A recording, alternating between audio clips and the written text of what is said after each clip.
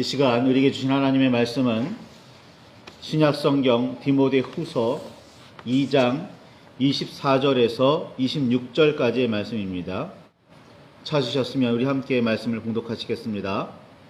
주의 종은 마땅히 다투지 아니하고 모든 사람에 대하여 온유하며 가르치기를 잘하며 참으며 거역하는 자를 온유함으로 훈계할지니 혹 하나님이 그들에게 회개함을 주사 진리를 알게 하실까 하며 그들로 깨어 마귀의 올무에서 벗어나 하나님께 사로잡힌 바 되어 그 뜻을 따르게 하실까 함이라.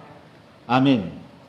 주님 우리의 마음을 여시어 말씀을 깨닫게 하옵소서.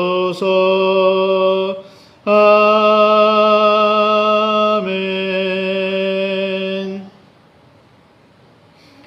주님의 사랑과 그 크신 은혜가 저와 여러분 안에 가득하기를 소망합니다. 첫 번째 여행이 끝나갈 무렵 바울은 이고니안 지방을 다녔고 그때 루스드라에 복음을 전했습니다. 두 번째 여행을 시작하면서 전에 복음을 전했던 지방의 교회를 견고하게 하려고 했던 바울은 루스드라를 다시 방문했고 그곳에서 디모데를 만납니다. 그때 디모데는 이미 루스드라와 이고니온에 이름이 알려진 사람이었고 형제들에게 칭찬받는 사람이었습니다. 성경 특히 신약에서 혈육이 아닌 사람을 형제라고 부를 때에는 함께 하나님을 섬기며 그리스도를 따르는 사람을 의미합니다. 바울을 만나기 이전에 그때에도 디모데는 이미 굳은 믿음과 바른 신앙생활로 널리 알려진 사람이었습니다. 같은 형제들에게, 같은 신앙인들에게 인정받는 사람이었습니다.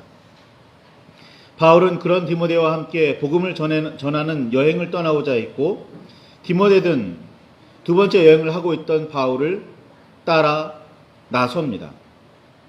디모데의 할머니와 어머니가 첫 번째로 여행하던 바울에게 복음을 전해 들었던 모양이고 디모데는 할머니와 어머니의 신앙을 이어받았습니다. 그리고 이제는 두 번째 여행을 시작하는 바울을 따라다니며 복음을 더욱 깊게 배우게 됩니다. 말과 행동, 삶을 함께 겪었습니다. 그렇지 않아도 칭찬받던 디모데의 신앙은 바울을 통해 무럭무럭 자랍니다. 목회자나 사역자일수록 더욱 깊이 묵상해 보아야 하는 부분입니다. 왜냐고요? 보통은 존경하던 사람이라도 가까이 하면 할수록 실망하는 경우가 많은데 디모데는 바울에게 전혀 실망하지 않았습니다. 바울과 함께 지내면 지낼수록 디모데의 신앙은 더욱 분명해지고 확실해집니다. 그렇게 바울을 따라다니며 디모데는 배우기도 하고 힘써 바울의 사역을 돕기도 했습니다. 두 번째 여행의 끝부분에 바울은 에베소를 방문합니다. 회당에 들어가서 유대인들과 변론하며 복음을 전하던 바울에게 에베소 사람들은 좀 더 머물러 달라고, 좀 더 복음을 가르쳐 달라고 요청합니다. 그러나 바울은 만일 하나님께서 허락하시면 다시 오겠다는 말을 남기고는 에베소를 떠나 안디옥으로 내려갑니다. 안디옥은 바울의 근거지이자 여행을 시작하고 마치는 도시입니다. 그렇게 두 번째 여행을 마친 바울은 얼마 후에 다시 길을 떠나 갈라디아와 브루기아 땅을 차례로 다니면서 모든 제자를 굳건하게 합니다. 세 번째 여행이 시작이지요. 그동안 에베소에는 예수에 관해 자세히 가르치기는 하지만 요한의 세례만 아는 아볼로가 활동하고 있었습니다.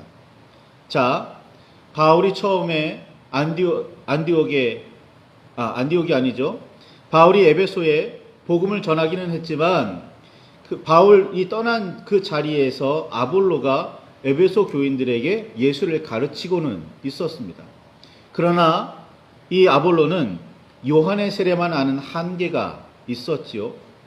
씨앗은 바울이 뿌렸지만 아볼로가 걸음을 주고 기르고 있는 중이었다 말할 수 있습니다. 다른 지역을 두루 다니던 바울이 드디어 에베소를 다시 찾아와서 제자들에게 이렇게 묻습니다. 사도행전 19장 2절에 너희가 믿을 때에 성령을 받았느냐?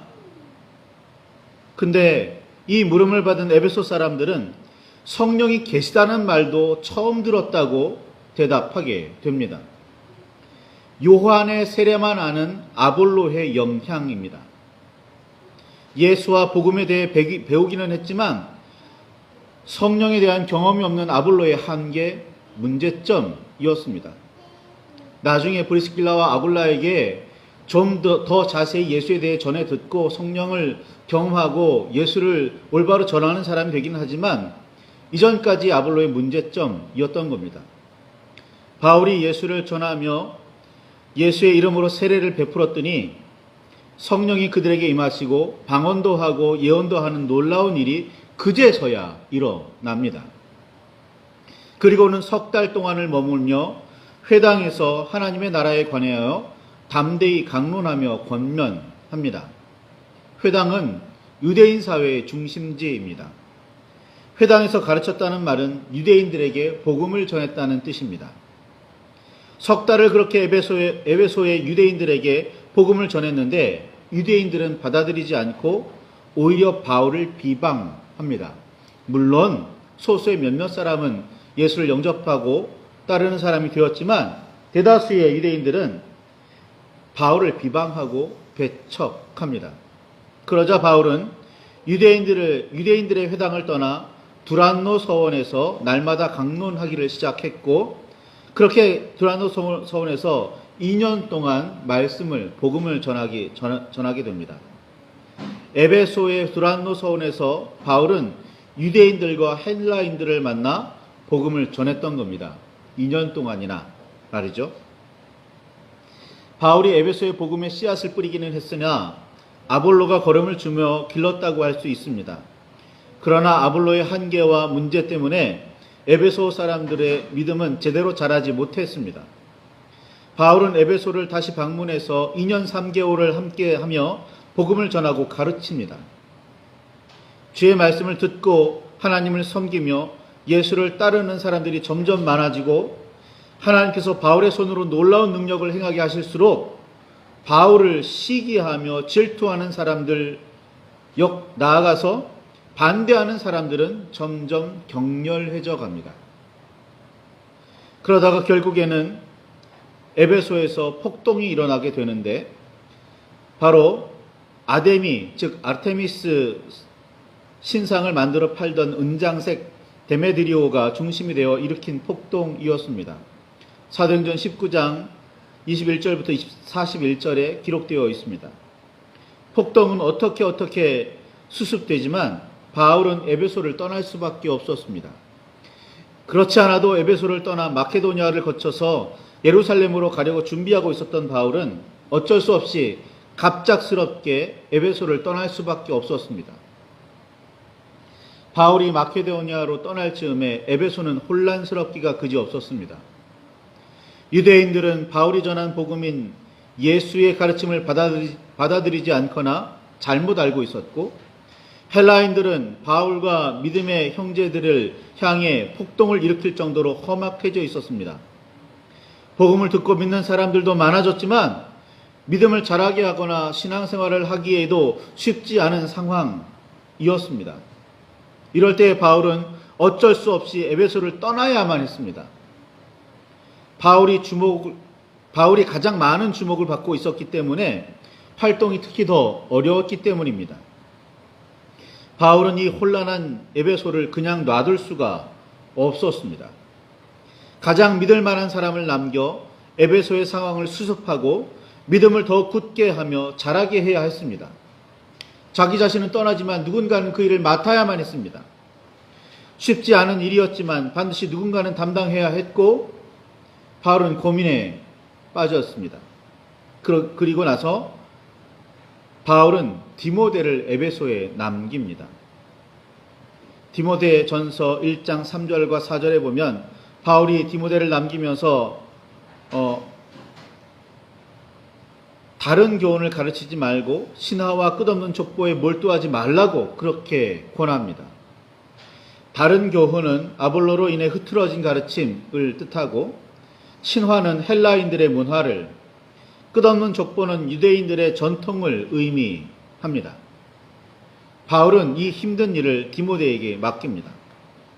여러 가지 혼란스럽고 심지어 폭력적이기도 한 이 에베소에서 그 에베소를 진정시키고 수습하고 또 믿음을 자라게 하는 그 엄청난 사명을 디모데에게 맡깁니다. 에베소를 담당하게 된 디모데는 비교적 젊은 사람이었습니다. 그래서 바울은 누구든지 내 연소함을 업신여기지 못하게 하고 오직 말과 행실과 사랑과 믿음과 정절에 있어서 믿는 자에게 본이 되어 내가 이를 때까지 읽는 것과 권하는 것과 가르치는 것에 전념하라 라고 디모데전서 4장 12절과 13절에 편지를 보내야 했습니다. 디모데에 대해 바울은 복음을 바르게 전하고 분명하게 가르치리라는 점은 의심하지 않았지만 나이가 어리다는 점은 걱정스러웠던 모양입니다. 그래도 글을 남길 정도로 디모데는 바울이 신뢰하는 사람이었습니다. 편지를 보내 에베소 교회를 어떻게 가르치며 이끌어야 하는지, 어떤 사람을 일꾼으로 세워야 하는지, 사람들을 어떻게 대해야 하는지 세세히 가르칩니다. 이것이 디모데 전서입니다. 그리고는 바울은 예루살렘에서 잡혀 로마로 압송되어 갇혀 지내게 됩니다. 바울이 투옥되었다는 소식을 듣고 혹시나 디모데가 낙담하거나 흔들릴까 싶어서 디모데를 격려하기 위해 보낸 편지가 디모데 후서입니다. 바울은 디모데 후서 2장 3절과 4절에 이렇게 말합니다. 너는 그리스도 예수의 좋은 병사로 나와 함께 고난을 받으라. 병사로 복무하는 자는 자기 생활에 얽매이는 자가 하나도 없나니 이는 병사로 모집한 자를 기쁘게 하려 함이라 라고 이렇게 써서 보냅니다. 전쟁에 나간 병사는 전투, 즉 싸움을 피할 수가 없습니다. 그리고 전투에는 어렵고 힘든 일이 없을 수가 없습니다. 그렇죠. 이 전투가 정상적인 정신 상태로 감당할 수 있는 문제는 아닐 거예요. 바울은 굳이 병사를 비유로 들어 디모데에게 내가 예수 그리스도의 병사로 부름을 받았음을 명심하라고, 잊지 말라고 말합니다. 그리고 병사는 자신을 위해서가 아니라 병사로 모집한 자, 즉 예수 그리스도를 기쁘게 하려고 살아야 한다고 가르칩니다. 자신의 성공이나 영달이 아니라 하나님을 기쁘시게 하는 삶을 그리스도인은 살아야 합니다. 신앙생활이나 기도를 통해서 누구의 기쁨을 구하고 있는지 생각해 보시기를 바랍니다. 하나님과 예수 그리스도의 기쁨이 아니라면 우리의 신앙은 크게 잘못되어 있다고 말할 수밖에 없습니다. 바울은 디모데에게 이 사실을 분명하게 전합니다. 그러니 바울이 고난받고 있다는 이 현실을 이상하게 생각하거나 그로 말미암아 낙담하거나 절망하지 말라고, 디모데에게 그리스도를 기쁘시게 하는 일을 위해서라면 나와 같은 고난을, 그 고난이라도 달게 받으라고 그렇게 말합니다.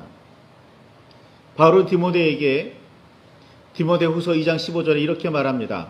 너는 진리의 말씀을 옳게 분별하며 부끄러울 것이 없는 일꾼으로 인정된 자로 자신을 하나님 앞에 드리기를 힘쓰라 라고 그렇게 말한 후에 디모데 후서 2장 24절과 25절 이렇게 권면합니다. 주의 종은 마땅히 다투지 아니하고 모든 사람에 대하여 온유하며 가르치기를 잘하며 참으며 거역하는 자를 온유함으로 훈계할지니 라고 그렇게 말합니다. 다투려고 하지 말고 온유하고 거역하는 자가 있더라도 온유함으로 훈계하라고 말합니다. 팔복의 가르침을 통해 예수님께서는 이렇게 말씀하시죠. 마태복음 5장 5절입니다. 온유한 자는 복이 있나니 그들이 땅을 기업으로 받을 것이며 라고 예수님께서 말씀하십니다. 이 세상에서 큰 영향력을 발휘하려면, 그래서 땅 끝까지 이르러 주님의 증인이 되려고 한다면, 그렇게 하나님의 나라를 이루어 가려고 한다면 온유해라. 이것이 예수님의 말씀입니다. 그리고 바울의 가르침이기도 합니다. 남도 쉽지 않지만 자기 자녀를 가르치면서 온화하고 부드럽기가 쉽지 않다고 합니다. 그런데 바울은 그런 상황에서도 참으라고 권합니다. 온유한 훈계라는 말은 매우 낯설게 느껴집니다. 훈계라면 어느 정도 감정이 격해지고 언성이 높아지는 일이 당연하다고 생각되는데, 바울은 우리 주 예수 그리스도의 종이라면 마땅히 모든 사람을 온유하게 대하며 온유하게 가르치고 온유하게 훈계하라고 말합니다. 에베소의 폭력적이고 험악하고 적대적인 상황을 생각해 보시기 바랍니다. 자신마저 범죄자 취급을 받아 잡혀서 로마로 압송되고 있고 심지어는 옥에 갇힌 상황에서 바울은 디모데에게 온유하라고 가르칩니다. 나를 옥에서 꺼내려고 힘쓰지 말아라, 힘써달라, 그런 얘기를 하는 게 아니라 온유해라, 온유해서 온유하게 에베소를 치리해라 라고 말이죠. 사람의 마음을 얻고 땅을 기업으로 받으려면 온유해야 한다고 성경은 가르칩니다. 거역하고 대적하는 사람들에게도 온유해야 합니다. 예수님께서는 그렇게 유대의 지도자들을 마주하셨고 십자가를 지셨습니다. 이런 이유로 예수님에 대한 비유 중에 하나님의 어린 양이라는 표현이 있습니다. 어린 양은 한없이 작고 약하고 볼품없이 보이지만 절대로 업신여길 수 없는 존재입니다. 거칠게 보이는 상황도 있기는 했지만 예수님께서는 언제나 온유하셨습니다. 잡히시던 밤에도 예수님을 보호하려고 칼을 들고 휘두르던 한 제자에게 예수님께서는 내 칼을 도로 칼집에 꽂으라, 칼을 가지는 자는 다 칼로 망하느니라 라고 말씀하셨습니다. 그렇게 막으시며 순순히 잡혀가셨습니다. 폭력으로 상황을 일시에 정리하고 잠깐 세력을 얻을 수 있을지는 몰라도 진정 우러름을 받으며 오랫동안 많은 사람의 마음을 울리려면 온유해야 합니다. 이는 인간이 이루어온 역사를 보더라도 잘 알 수가 있습니다. 온유해야 하는 이유를 바울은 디모데후서 2장 25절 26절에 덧붙여 말합니다. 뭐라고 이야기하냐면, 혹 하나님이 그들에게 회개함을 주사 진리를 알게 하실까 하며 그들로 깨어 마귀의 올무에서 벗어나 하나님께 사로잡힌 바 되어 그 뜻을 따르게 하실까 함이라 라고 말합니다.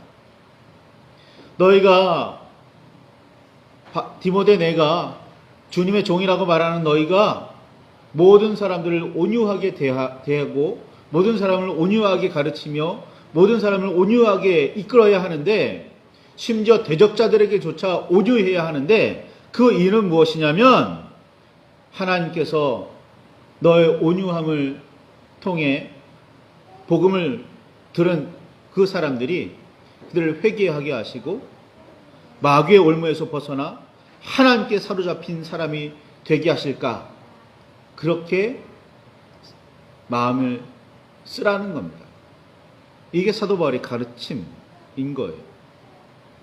함부로 대하지 말라는 겁니다. 온유하다라는 말, 좀 더 편안하게 말하면 주변 사람들을 함부로 대하지 말라는 겁니다.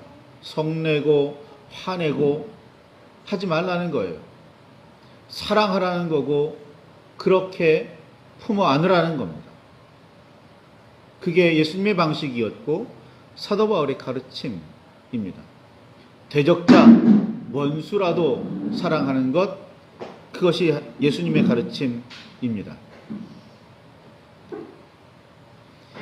정의를 말하더라도 불의를 저지른 사람을 징계하기 위한 정의가 아니라 그가 깨닫고 변화되어 하나님을 사랑하며 의로운 사람이 되기 위한 정의여야 합니다. 어느 수련회에서 청년들에게 그런 질문을 받은 적이 있습니다. 하나님께서 악한 사람들을 왜 속히 심판하지 않으시는지 잘 모르겠다고, 악한 사람들이 이 세상에서 왜 그렇게 잘 살아가고 있는지 모르겠다고 말입니다.